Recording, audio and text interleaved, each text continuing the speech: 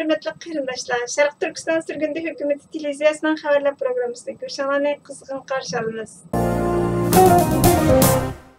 Inay xabar kanalining 23 mart kundagi xabariga qaraganda, Islom hamkorlik tashkilotining a'zosi bo'lmay turib, Pokistonda chaqirilgan Islom hamkorlik tashkilotining yig'iniga qatnashgan Xitoy Tashqi ishlar ministri Wang Yi Islom hamkorlik tashkilotining bosh kotibi Hüseyin Ibrahim Taha bilan bir yerga jam bo'lib, musulmonlar bilan Xitoyning tarixiy munosabati, siyosat, iqtisod, madaniyat, ma'rif, madaniyatlararo dialog qatorliq masalalar va hamkorlikni kuchaytirishdagi usullar haqida muzokara olib bordi.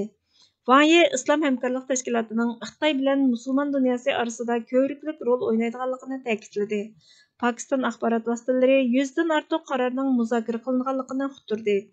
First Post gazetining 24 mart xabarida aytilishicha, Wang Yi Xitoyning Afg'onistonning qo'shnilari bilan radikal islomchi guruhining Afg'onistonni qanday idora qiladiganligini muzokara qilish yig'iniga sohibxonlik qilishdan bir hafta burun, ya'ni payshanba kuni Afg'onistonga kelgan.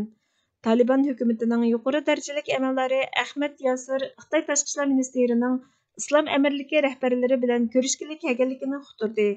Xitoy Afg'onistonning o'zi bo'lginchi deb atagan Uyg'urlarning faoliyat sahnasiga aylanib qolishidan ansiraydi ekan. Bosh ministerimiz Salih Xudoyor apandi Twitter hisobidan buningga qarta inkos qaytirib, Islom hamkorlik tashkiloti Xitoyning Sharq Turkistondagi Uyg'ur va boshqa turk xalqiga yurgizayotgan irqiy qirg'inchilikni tilga olishni yana bir qatim rad qildi.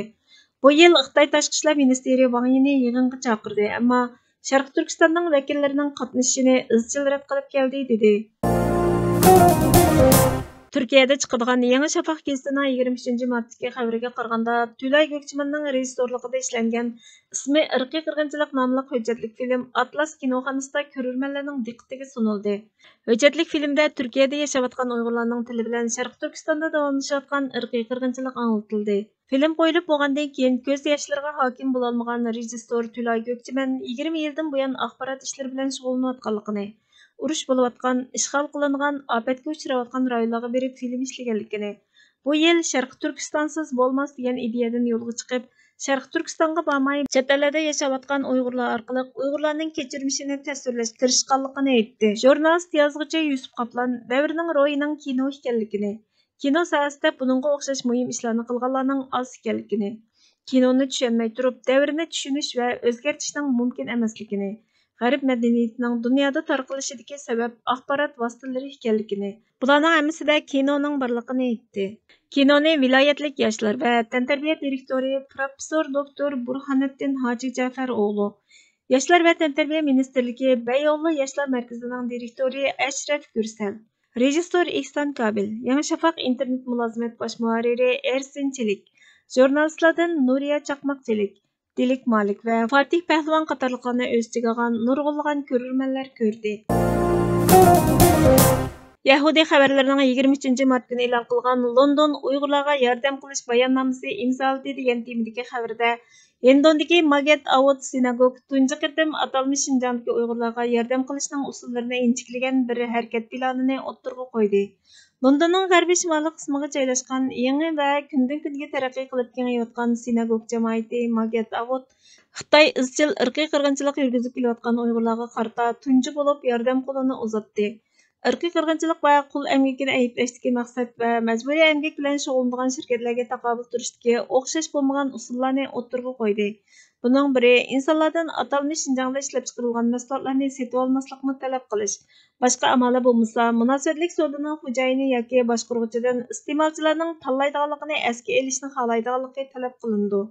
O'tgan yili yozda Maget Avot Musval Hal va Hamstad sinagoglarining Uyg'urlar haqida ochgan bir yig'inini qo'llagan.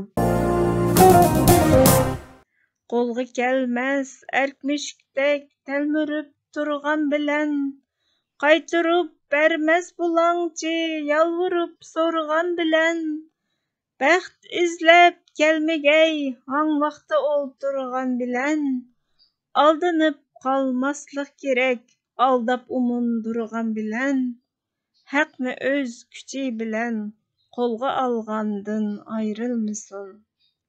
Vatan ve milletni söymek ehli İslam şanıdır. Bu hakikat, bu adalet Tanrı'nın fermanıdır. Bu eniq sır şübhisiz haqqoniyat mizonidir. Asli nasli pok vicdan ahlining jononidir. Candan ayrılsın lekin cananidan ayrılmasın. Merhum inqilobiy shoirimiz Abdulaziz Mahsumning she'rlaridan elindi. Hürmetli görürmenler, xabarlarımızdan kögün Allah için köp rahmet. Kelar qıtımqı programımız görüşkice Allah'a amanet bolğaysızlar.